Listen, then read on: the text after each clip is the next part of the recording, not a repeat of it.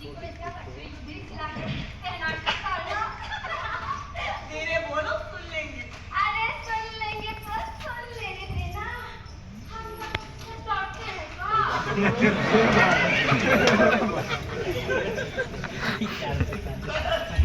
सुनना बना है तो सुन भी ले। हरि राम ने उस दिन बात बड़मपन की कही, लेकिन थी पकेगी।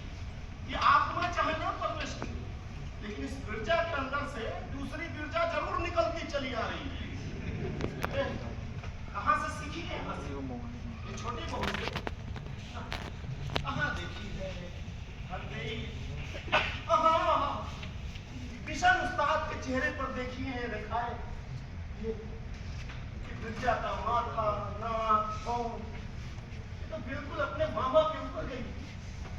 अजीब बात, कितने बरस में कभी इस बात पर ध्यान ही नहीं गया, और अब भी ध्यान कहाँ टिकता है। बच जाती है वहीं बदन की मुलायम सुहावन आँच, जाड़े की सुबह में उपले की मूर्ति की तरह अच्छी लगने वाली। कपड़े कौन के कहाँ जा रहे हैं? ये परिवर्तन भी विचित्र ढंग से हुआ। जिस दिन से बिरजा की आवाज घर में तेज हुई, उसी दिन से हाथी की आवाज घर में कम। मुंशी जी, वो पाठशाला की ओर से ना एक गूंगे बहरे बच्चों का स्कूल खोले यमुना पर नहीं है। राजे को कोठरी देंगे और 2 रुपया तरक्की दी। हम इतवार को आके आपको देख जाते हैं।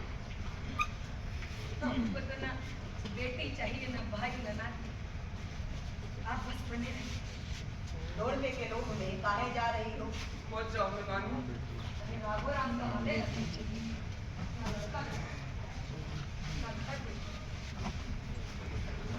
भाई, ए नानी मत जाना, नानी रुक जाना, रुक जाओ नानी,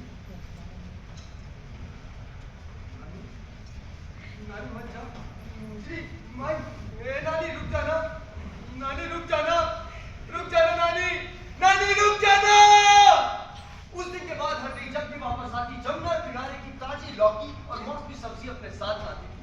लौकी का झोल मुंशी जी को बहुत पसंद था, जिसे वो राघोराम के हाथों से पिया करते थे राघोराम के कचहरी से लौटने के बाद। लेकिन आजकल कचहरी से कुछ देर से आने लगे थे। कचहरी में 4-5 यार दोस्त बन गए थे, उनके साथ उठना बैठना होता था, और कचहरी से जो कागज मिसिल आते थे, अक्सर उसमें एक किताब छुपा कर लाता था, जिससे वो रात को नीचे कोठरी में अकेले बैठ के पढ़ता था। सफेद शैतान, सिस्टम ब्रैकेट का नाम। बिरजा, बिरजा, किताब पढ़ रहा है। छी, जाग के पढ़ रहा हूँ, खुद छीन कर चूल्हे में झोंकती हूँ। भले घर में ऐसी किताबों का क्या काम था? ऐसे हड़बड़ी नहीं करती, गुस्सा हमें भी आया। और बड़ा बेटा भाई बराबर होता है। गृहस्थ आश्रम में जा रहा है, सब ठीक हो जाएगा, तुम उसे कुछ मत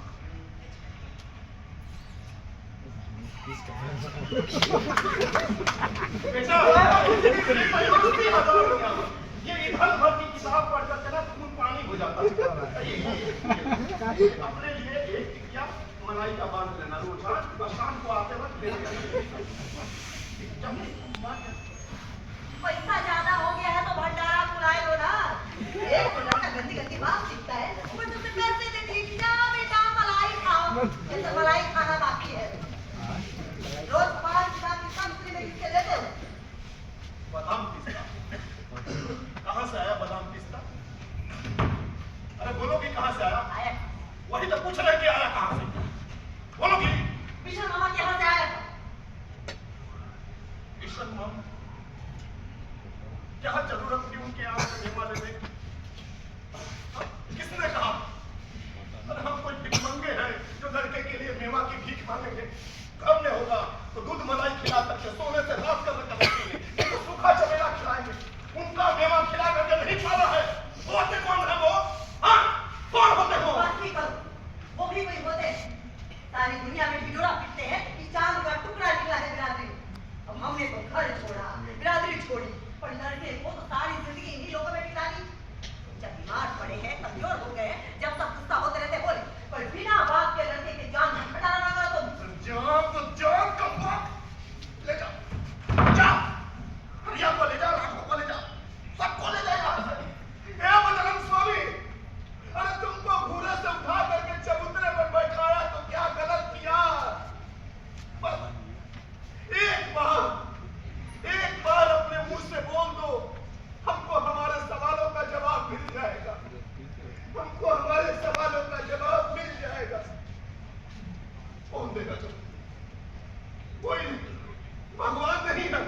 नहीं है भगवान। अरे कौन देगा जवाब?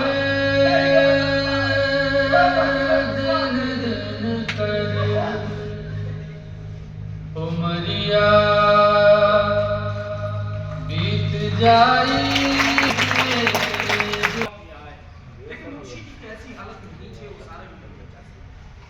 बहू बहू बहू अस्तगफिरुल्लाह जरा पता कर।